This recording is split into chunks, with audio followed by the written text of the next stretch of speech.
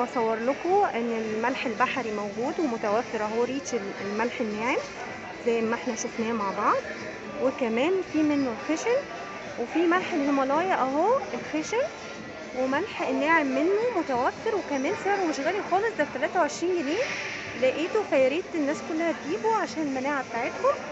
الملح البحري اهو موجود ومتوفر، وانا حبيت اصور لكم ده وانا يعني بجيب حاجات من كارفور ان هو متوفر بشكل كبير.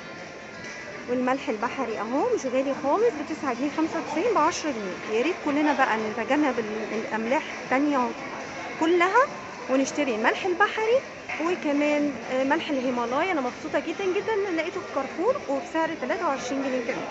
العلبه دي ممكن تكفينا شهر، فيا ريت كلنا نجيبه. اتمنى ان انا اكون افدتكم وحبيت اصور لكم ده لايف. شكرا ليكم، باي باي.